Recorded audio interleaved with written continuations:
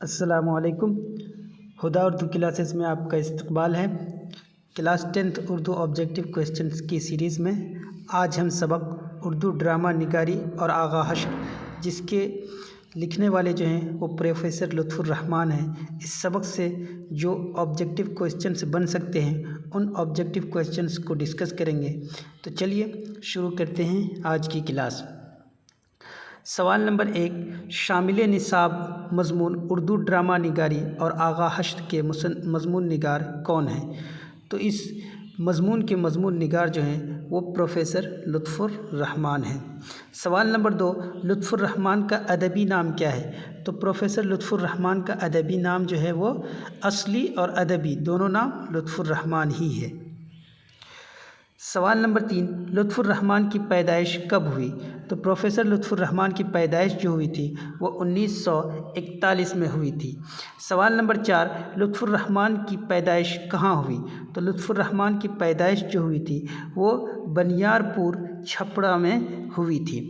سوال نمبر 5، لطف الرحمن کے والد کا نام کیا تھا؟ تو پروفیسر لطف الرحمن کے والد کا نام جو ہے وہ ہے عبدالغفور۔ سوال نمبر 6، لطف الرحمن کی والدہ کا نام کیا تھا؟ تو لطف الرحمن کی والدہ کا نام جو تھا وہ بی بی آمنہ۔ سوال نمبر 7، لطف الرحمن کا آبائی وطن کہاں تھا؟ تو لطف الرحمن کا آبائی وطن جو تھا وہ ریونڈھا ضلع دربھنگہ میں تھا۔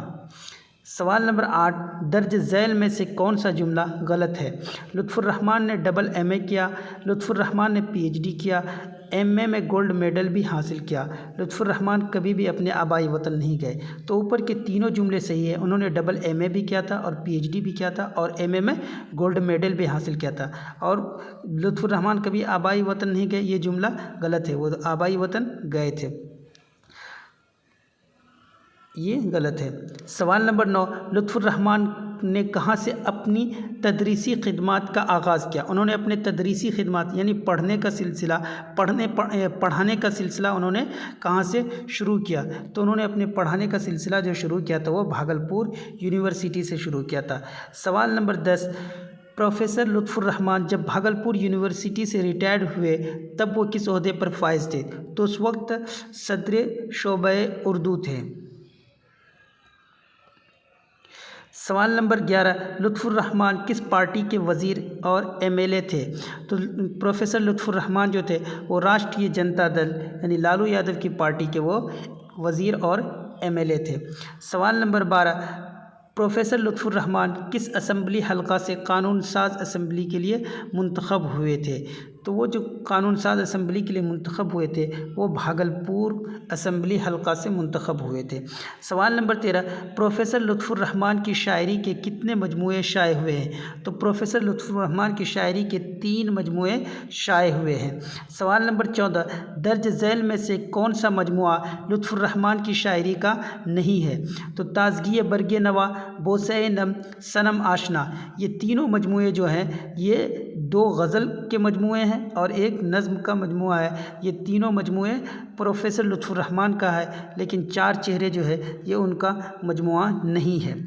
سوال نمبر 15، ڈرامہ کی تکمیل کا لازمی عنصر کیا ہے؟ تو ڈرامہ کی تکمیل کا لازمی عنصر جو ہے وہ ہے اسٹیج۔ سوال نمبر 16، لطف الرحمن کی شاعری کے کسی ایک مجموعے کا نام بتائیے؟ تو لطف الرحمن کی شاعری کا مجموعہ جو ہے وہ کیا ہے؟ بوسہ نم۔ سوال نمبر 17، درج ذیل میں سے کون سی کتاب لطف الرحمن کی نہیں ہے؟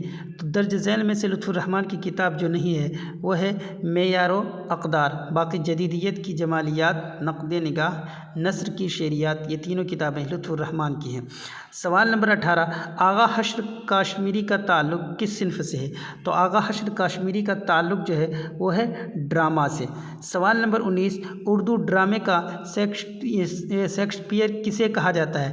تو اردو ڈرامے کا شیکسپیئر جو کہا جاتا ہے وہ آغا حشر کاشمیری کو ہی کہا جاتا ہے۔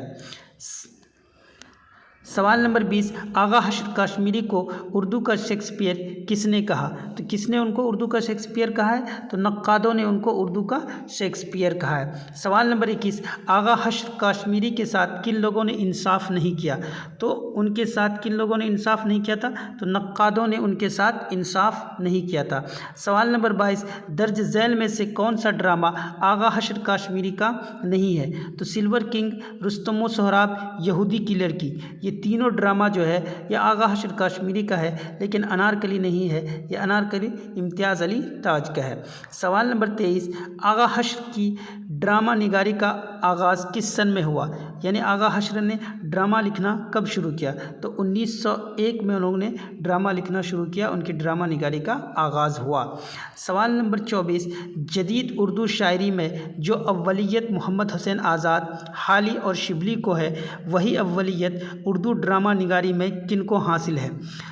तो वो अव्वलियत जो उर्दू ड्रामा निगारी में हासिल है वो आगा हशर काश्मीरी को हासिल है।